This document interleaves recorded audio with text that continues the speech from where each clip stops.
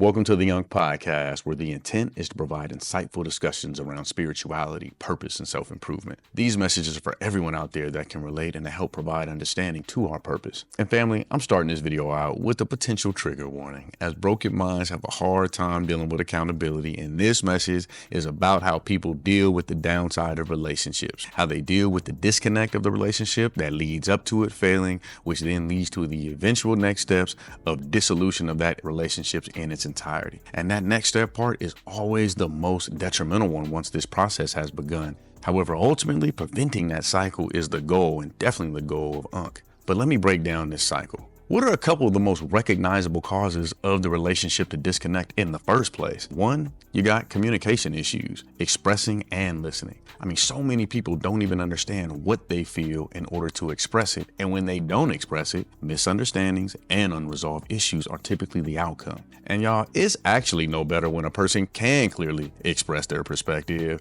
However, they could care less about listening and understanding another's. How many times have you seen, overheard, or even been part of a disagreement where people keep interrupting each other or trying to talk over one another? Or even they shut down and act like the situation doesn't even matter anymore. Look, y'all, none of that is healthy and are complete deal breakers for longevity. Then you have trust issues, such as a person's previous bad experiences that they bring in, or infidelity issues. How can a person ever focus on what is necessary for them to fulfill their part in a lifelong relationship if they're always worrying about something or specifically someone else? Let me answer this for y'all. They can't.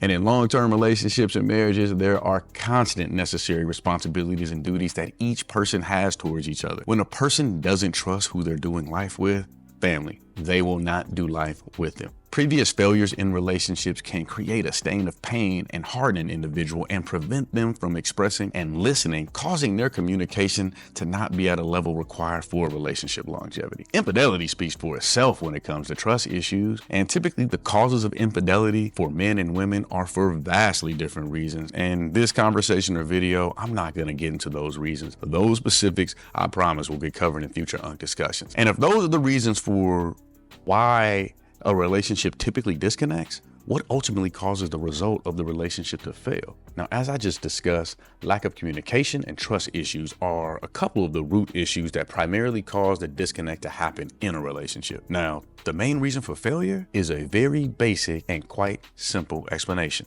People leave relationships. That's the sole reason. People just simply think they can do better, whatever better means for them. Majority of the time, the reasons people were together in the first place had nothing to do with real merit or a proven value system to sustain all the challenges that all relationships face. Also, over time, we all change from who we once were and how we once thought and felt. If you are still the exact same person, 3 to 5 years ago that you are now, then most likely you are falling behind. You should be striving to be a better version of you daily. The change itself overall, though, isn't the issue in relationships, as change is always a requirement for relationship growth. The real issue that is highlighted in failed relationships and marriages is that they never had an end destination. As each person individually grows, they should be getting better to provide what's needed to reach the end goal of the relationship. However, when no end was planned to start, it's damn near impossible to create one during that you both will adhere to. If you're looking for someone to do life with, you need to plan the end of your life together from the beginning. The life plan together trumps any individual plan one could conjure throughout. Now, family, healed minds go about connections this way, and this is why those connections tend to always last. It's just too bad that nowadays many people do not see it like this. Today, as people start to feel their mate no longer operates at their level, they just look for a mate on a higher one. It's important for everyone to acknowledge these issues, though, rather than ignore them. These are the ones that constantly show up in some form in failed relationships. So think about a past relationship you've been in that failed, and you'll see, I promise you, one of these issues at the root, which then leads to the next point: failure. What's next when failure happens? Well, let's start with the mindset of a person once a relationship ends. Number one, they're lost. They don't know what to do next. They could be broken. Self-esteem is just shattered. They feel worthless and rejected. Their emotions are hurt, which means they're wild. They can't focus. They will react to situations without any thought. They're angry. They're always pointing the finger elsewhere. They're confused. Why them? Why did it happen to them? Sometimes some person might even be happy.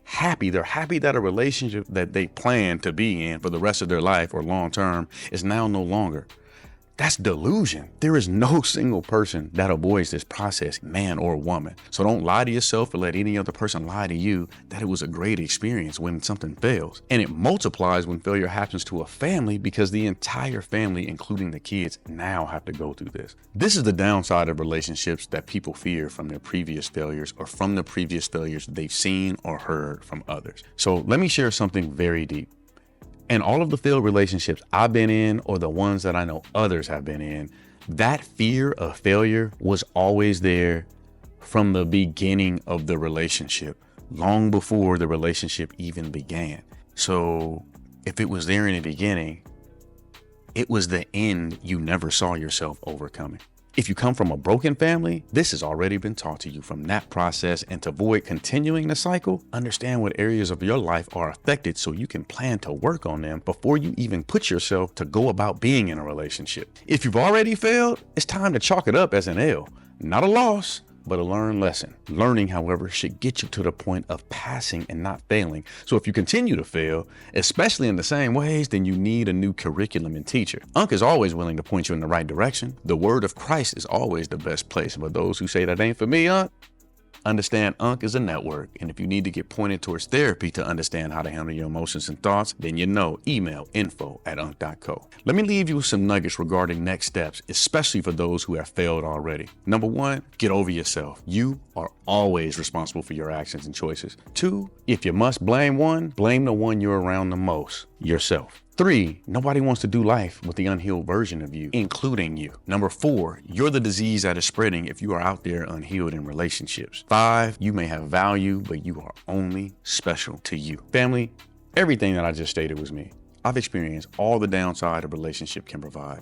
Broken family, shared custody, infidelity on both sides, financial issues, as well as starting over. I did it to myself though, and I can't fake the fact it took me some time to figure it all out.